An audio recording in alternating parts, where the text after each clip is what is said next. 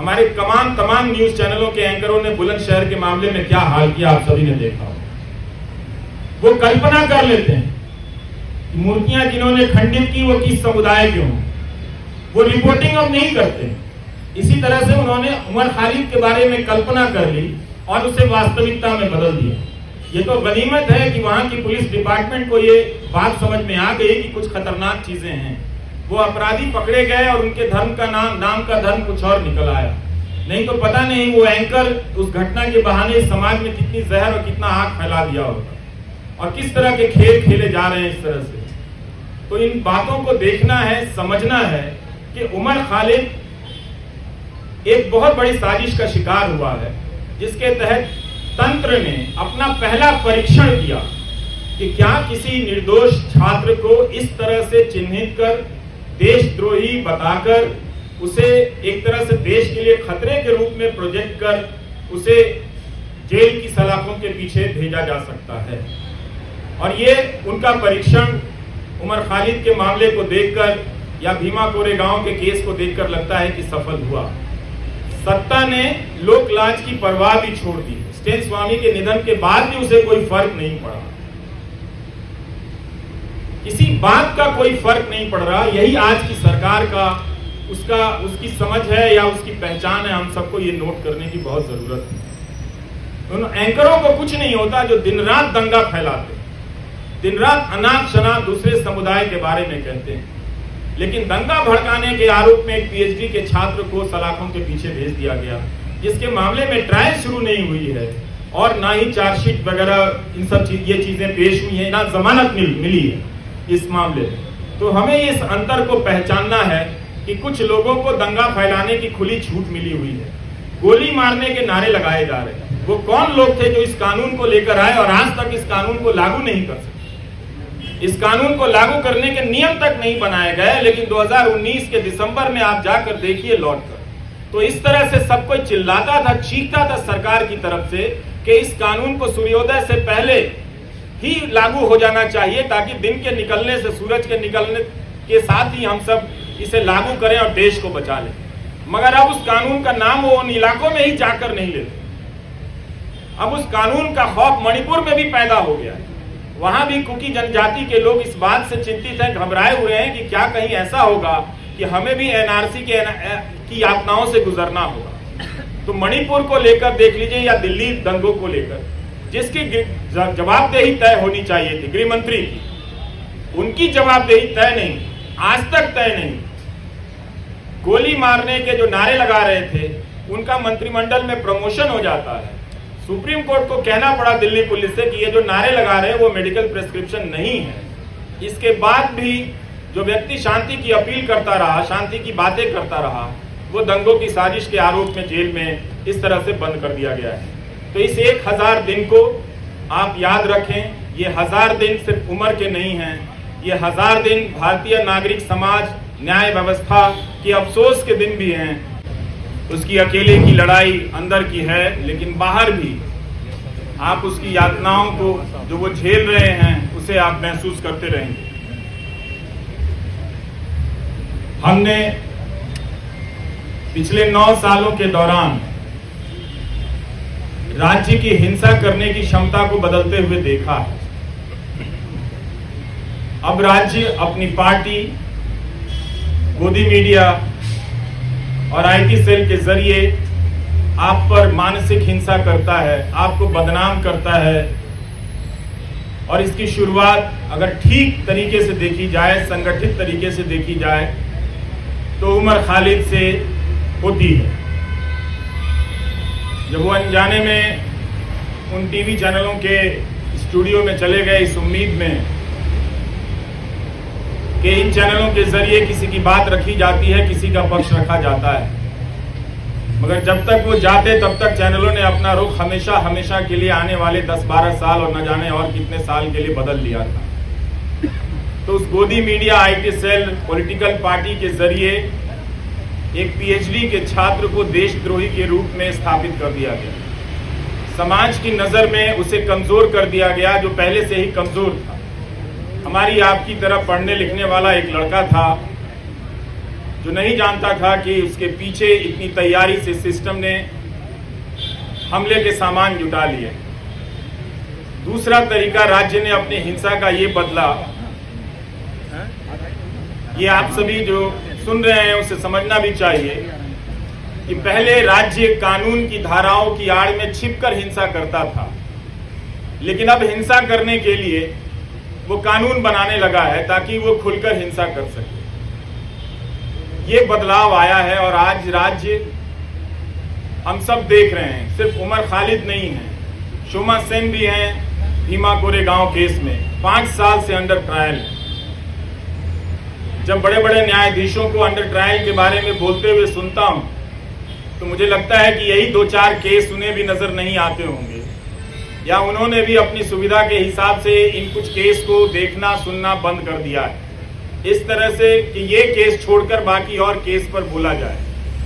तो कभी भी सबके सामने में है, सुप्रीम कोर्ट ने तमाम टिप्पणियां की है जमानत को लेकर, सबके सामने ये बात है, मगर कभी भी 1000 दिन तो सुनवाई चली है दिल्ली की निचली अदालतों में, बेतवा शर्मा ने लिखा है, और कोई 400-300 दिन दिल्ली हाईकोर्ट में इस तरह से जमानत को लेकर सुनवाई चलती रही। इसके बाद भी जमानत एक इतनी मुश्किल उम्मीद इस लड़ाई में बनकर सामने आ गई।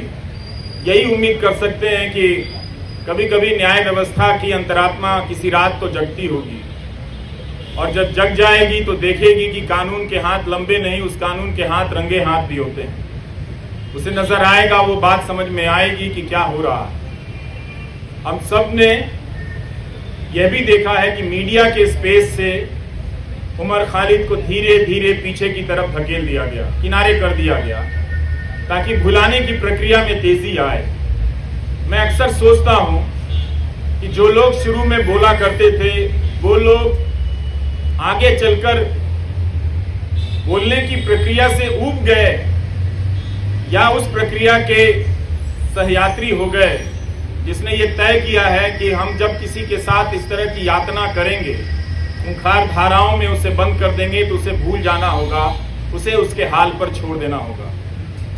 उमर खालिद की जितनी भी तस्वीरें आई इस दौरान, जहां भी छपी या चंद वीडियो में नजर आए, मैंने एक हंसता हुआ लड़का देखा, लेकिन उस हंसी को देखकर अपने भीतर उदासी भर जाती थी कि हंसी जो है वो अपने लिए नहीं, वो हम सब के लिए छोड़कर जा रहा है। कि आप शायद अपनी जिंदगी में सामान्य होंगे, इस वक्त एक ओवल में फालतू का मुकाबला चल रहा है, इंडिया ऑस्ट्रेलिया के मैच में ट्वीट करके अपने आप को क्रिकेट प्रेमी जता रहे होंगे। जता सकते हैं, बिल्कुल अपनी जिंदगी जी सकते हैं, और जिंदगी को उसी रोशनी और संगीत के साथ जी सकते हैं, मगर याद करने का जो फर्ज था नागरिकों का बहुत लोगों ने भुलाया, और ये होते हुए हमने देखा। उनके लिए एक ऐसा विषय बन गया जिस पर लिखना, जिस पर बोलना राज्य से टकराने के जैसा हो गया। वो अपना हिम्मत हारने लगे।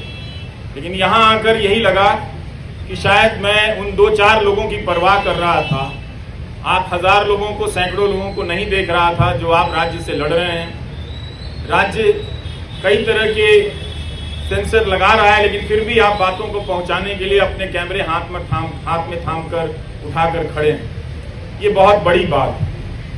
मैं याद करना चाहता हूं उमर के साथ आज बेतवा शर्मा को भी, जिन्होंने दिल्ली दंगों के मामले में शानदार रिपोर्टिंग की, आज भी की है बेतवा ने, और पहले भी सफूरा के मामले में उन्होंने शानदार रिपोर्टिंग की, और जिसकी वजह से लोगों ने जाना कि नताशा नरवाल, देवांगना कालिता, इन सब के साथ क्या हो रहा है। इन्हें जमानत मिली, लेकिन उमर खालिद को जमानत नहीं मिली। हम इस केस के बारे में जिस तरह से आज बेतवा ने लिखा है कि दिल्ली पुलिस की गवाहियों में, उसकी दलीलों में कितने अंतर विरोध, अंतर पाए गए हैं, ये सब डॉक्यूमेंटेड है। और आप सभी को पढ़ना चाहिए कि एक पत्रकार ने, और पत्रकारिता सीखने के लिए भी पढ़ना चाहिए कि अपनी उस बात को कहने के लिए बेतवा शर्मा और उनकी टीम ने कितने 1000 पन्नों के दस्तावेजों को पलटा होगा, और उनके वकीलों ने जो उमर के साथ लड़ रहे हैं, उन लोगों ने कितनी कानून की किताबों को पलटा होगा कि इंसाफ और जमानत तक के दरवाजे तक उमर खालिद को ले जाएं। मगर लगता है कि वो दरवाजा, उस दरवाजे तक पहुंचने का रास्ता बहुत लंबा कर दिया जा रहा है, या शायद उमर खालिद के लिए ही बहुत लंबा है। या शोमा सेन के लिए बहुत लंबा है, स्टेन स्वामी के लिए तो वो दरवाजा कभी उस दरवाजे तक पहुंच ही नहीं पाए, इस दुनिया से चले गए। और भीमा कोरेगांव केस में क्या हो रहा है ये सब हम सब देख रहे हैं। नेहा मसीह ने कितनी बार इन सब चीजों को याद करने की जरूरत है। वॉशिंगटन पोस्ट के जरिए रिपोर्ट की कि भीमा कोरेगांव केस में लोगों के कंप्यूटर में फर्जी फाइलें डाल दी गई, जिससे उन्हें प्रधानमंत्री की हत्या की कथित साजिश के आरोप में आरोपी बनाया जा सके। और लोग इन धाराओं में, इस मामले में कई महीनों से जेल में हैं। इसलिए उमर को याद करना, उमर के साथ साथ इन तमाम मामलों में बंद कर दिए गए लोगों को याद करना भी है। और ये अच्छी बात है कि रोना विल्सन को कोई याद नहीं कर पाता है, शोमा सेन को कोई याद नहीं कर पाता है। वो कुछ बंदिशें लगी हैं, याद करने वालों ने अपने लिए कुछ कायदा चुन लिया है कि हम इन्हें याद करेंगे, इन्हें याद करने में ज्यादा सुरक्षा है, इन्हें याद करने में ज्यादा खतरा है, तो वो अपनी सुविधा के हिसाब से किसी को याद करते हैं, किसी को याद नहीं करते हैं। तो उसमें उमर खालिद की जगह अब भी ऐसी बनी हुई है, आप लोगों ने बना कर रखा है कि आप लोग उसे याद करेंगे, और जब भी उसे याद करेंगे उसके चेहरे के साथ साथ इन सभी चेहरों का चेहरा सामने आएगा।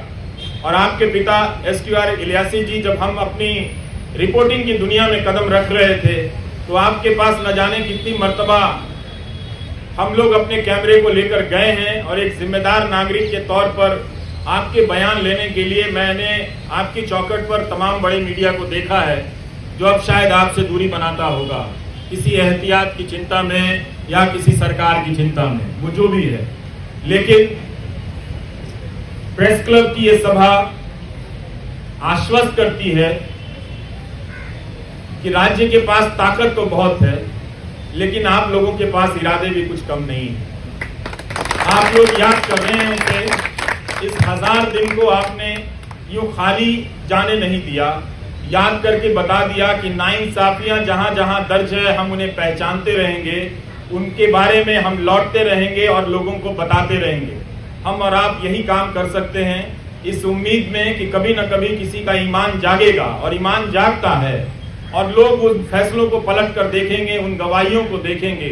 दिल्ली पुलिस में भी बहुत सारे अच्छे लोग हैं, वो लोग समझेंगे कि उनके हाथ से किस तरह की नाइंसाफी हो रही है। उनकी रातों की नींद भी खराब होगी किसी वक्त में, जब वो खुद किसी नाइंसाफी के दौर से गुजर रहे होंगे, तो अपने द्वारा की गई नाइंसाफियों को याद तो करेंगे ही। हम सब याद करते हैं, वो भी इंसान है, वो भी याद करेंगे। लेकिन उमर खालिद के लिए लगता है कि सब कुछ एक कठोर दरवाजा बना दिया गया है, लकड़ी का ऐसा दरवाजा जहां इंसान नहीं खड़ा है, लकड़ी का कुछ लकड़ी की मूर्तियां ही बनी हुई हैं, वही फैसले ले रही हैं, उनका शायद दिल नहीं धड़कता। हम कोशिश करते रहेंगे कि उमर खालिद के साथ जो मामला है उसको उठाते रहें, आप लोग बोलते रहें। बोलने के लिए बहुत जरूरी है कि इस केस के डिटेल में जाएं, जिस तरह से बेतवा शर्मा ने आज रिपोर्टिंग की है। इतनी बड़ी मीडिया की फौज है इस दिल्ली शहर में, पूरे देश की मीडिया को खत्म कर दिया गया कि दिल्ली में मीडिया है, क्योंकि नेशनल मीडिया है, वो राज्यों और जिलों की परवाह करता है। लेकिन अंत में ये नेशनल मीडिया भी खत्म हो गया, और आज आपके बीच उसकी मौजूदगी नजर नहीं आती। कोई हाथ उठाकर नहीं कह सकता कि हाँ वो यहाँ पर खड़ा है, उसके चैनल पर उसका लाइव प्रसारण हो रहा है। अगर कोई ऐसा है तो उसके लिए ताली बजा दीजिएगा, नहीं तो आप सब अपनी निष्ठा और अपने कर्तव्य निष्ठा के प्रति खुद ही ताली बजा दीजिए। आपके लिए तो कोई आएगा नहीं। इस धूप में आप लोगों ने इतनी मेहनत की है, बहुत बहुत शुक्रिया कि हम सब ने आज उमर खालिद को याद किया है। ट्विटर पर जिन लोगों ने लिखा है, जो यहाँ नहीं आए हैं, उनकी सॉलिडारिटी को भी स्वीकार करना चाहिए, उसे भी मंजूर करना चाहिए, उसे भी एक तरह से उसकी पहचान होनी चाहिए। कैसे तमाम अनजान लोगों के जरिए भी ये बात दुनिया तक फैलती है कि एक नौजवान लड़के को, जिसकी PhD, चार्जशीट से पहले अदालतें उसकी PhD पढ़ लें तो उसके बारे में नजरिया बदल सकता है। लोग देख सकते हैं कि वो एक छात्र के रूप में कैसा रहा होगा। उमर खालिद की दोस्त आकांक्षा अपेक्षा प्रियदर्शनी का मैं एक नोट पढ़ रहा था कि जब वो मिलने गई और उमर खालिद ने बताया कि कोविड के दौरान सुप्रीम कोर्ट के आदेश से कई लोगों को जेल से बाहर जाने की इजाजत दी गई, और जब वो लौट कर आए तो उन्होंने पूछा कि आप अभी तक यहीं हैं। मतलब उस महामारी में भी किसी को ये याद रहा कि इस एक कोई उमर खालिद है जिसे बाहर नहीं भेजना है। उस महामारी में भी उसकी पहचान याद रखी गई, उसकी निशानदेही को याद रखा गया। इस तरह की नाइंसाफियां जो एक आम कैदी को मिलनी चाहिए वो भी उसे नहीं मिलती नजर आ रही। ये बहुत चिंता की बात है। और जब तक ये है, अदालतों के मंच से बड़े बड़े न्यायाधीशों का बोलना हमें खाली सा लगता है, हल्का सा लगता है कि वे अंडर ट्रायल और अधिकारों की बात बहुत संजीदगी से करते हैं। कई बार ऐसा लगता है कि शायद वो बात कहने के लिए करते हैं, नहीं तो ये बात अपने फैसलों में ही पलट कर देख लेते कि जब सबके लिए वो फैसला हुआ था तो क्यों इस व्यक्ति के लिए, क्या वो व्यक्ति इतना ज्यादा खतरनाक है। मीडिया अगर धारणा बना दे, गोदी मीडिया का एक एंकर रोज दंगाई मानसिकता फैलाता है, उसके खिलाफ कोई कार्रवाई नहीं हुई और उस तरह के एंकरों से किसी को देशद्रोही बना दिया जाता है, उस पर राज्य व्यवस्था और न्याय व्यवस्था उसे लेकर इतना क्रूर हो जाती है, कोई दया भी नहीं दिखाती है, उसका प्रदर्शन नहीं करती। हमारे तमाम न्यूज चैनलों के एंकरों ने बुलंदशहर के मामले में क्या हाल किया आप सभी ने देखा। वो कल्पना कर लेते हैं कि मूर्तियां जिन्होंने खंडित की वो किस समुदाय के हों, वो रिपोर्टिंग अब नहीं करते। इसी तरह से उन्होंने उमर खालिद के बारे में कल्पना कर ली और उसे वास्तविकता में बदल दिया। ये तो गनीमत है कि वहां की पुलिस डिपार्टमेंट को ये बात समझ में आ गई कि कुछ खतरनाक चीजें हैं। वो अपराधी पकड़े गए।